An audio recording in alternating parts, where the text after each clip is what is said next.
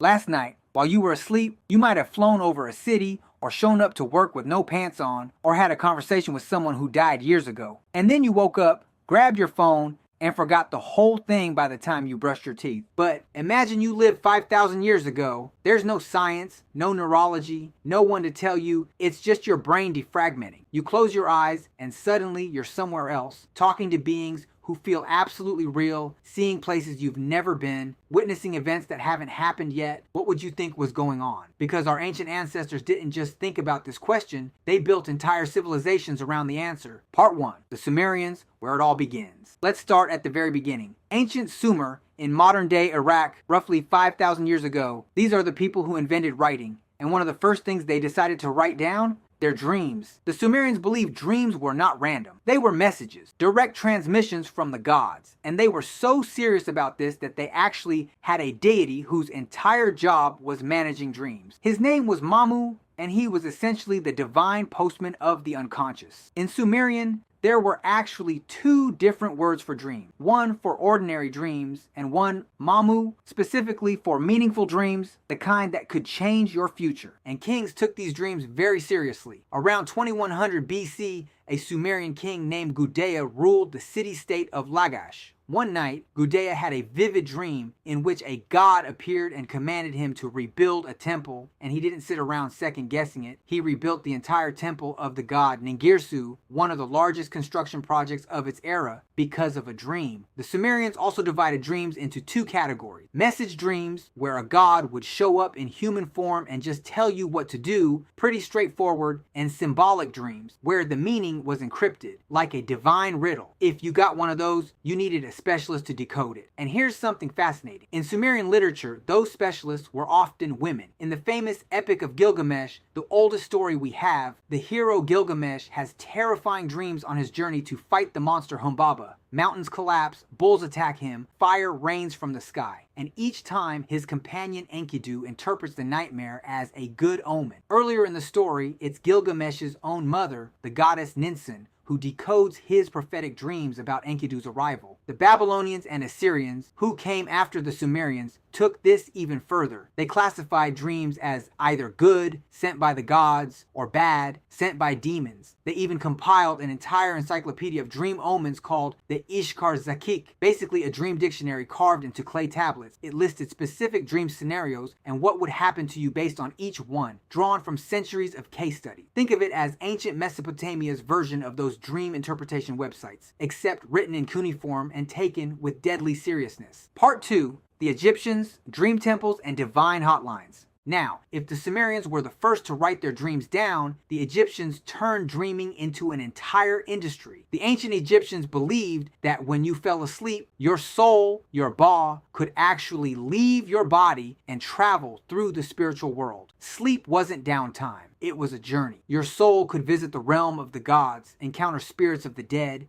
and bring back messages that would be impossible to receive while awake. Dreams were a bridge between the world of the living and the divine, and they documented all of it. The most famous example is the Chester Beatty Papyrus, dating to around 1275 BC and now housed in the British Museum. It's essentially the world's oldest dream dictionary. Each page begins with the phrase, if a man sees himself in a dream, followed by a specific scenario, a verdict of good or bad, and then an interpretation. Bad omens were literally written in red ink, the color of danger. And some of the interpretations relied on wordplay. Dreaming of a donkey was good luck, because the Egyptian word for donkey sounded the same as the word for great. The Egyptians didn't just passively wait for dreams either. They actively pursued them. They built dream temples, special sanctuaries where people would go through purification rituals, fasting, and prayer, then sleep inside the temple walls, hoping to receive a vision from the gods. The priests who interpreted these dreams were called masters of the secret things, which is honestly one of the greatest job titles in human history. These dream temples became so wildly popular that they actually got overcrowded. The priests eventually had to turn people away and set up a system where you'd report your dream to an oracle instead. And if the oracle couldn't figure it out, some accounts describe a practice where the oracle would go to sleep and have a dream about your dream. Dream inception, thousands of years before Christopher Nolan. Part 3. Tribes, Dreamtime, Vision Quests, and the Dream People. But dreaming wasn't just a concern of the great empires. Some of the most profound ideas about dreams come from indigenous cultures around the world, traditions stretching back tens of thousands of years. Take the Aboriginal peoples of Australia, whose presence on the continent stretches back at least 50,000 years, making theirs among the oldest continuous cultures on Earth. Central to their worldview is a concept often translated as the dreaming, though it's important to note that over 250 Aboriginal language groups each have their own terms for this idea, like Jukurapa,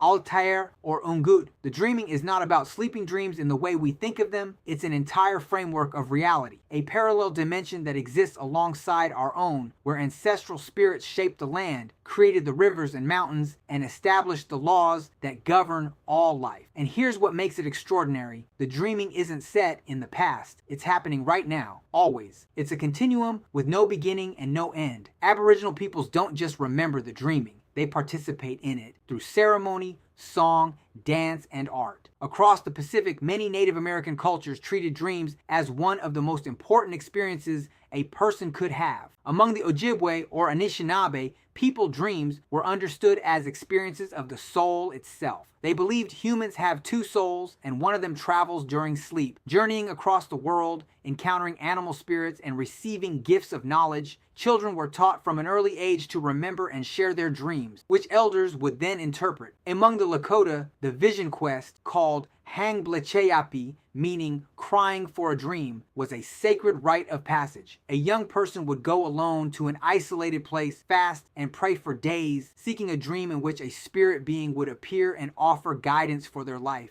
These weren't casual experiences. They shaped a person's identity, their role in the community, even the songs they would carry for the rest of their lives. And then there's the Senoi, an indigenous people living deep in the highlands of Malaysia, so remote they can only be reached by helicopter or boat. In the 1930s, an anthropologist named Kilton Stewart reported that the Senoi had built their entire social structure around dreams. Every morning, families would gather at breakfast, and the children would describe their dreams to the elders. But unlike most cultures, the Senoi didn't just interpret dreams, they taught their children how to navigate them. If a child had a nightmare about falling, the elders wouldn't say, "Don't worry, it's just a dream." They'd say, "Next time, let yourself fall, see where it takes you, accept the gift." The idea was that by confronting fear inside dreams, you became braver and more balanced in waking life. Now, it's worth mentioning that later, researchers have debated some of the more dramatic claims about the Senoi. But the core of the idea that a community can actively work with its dream life as a tool for growth remains powerful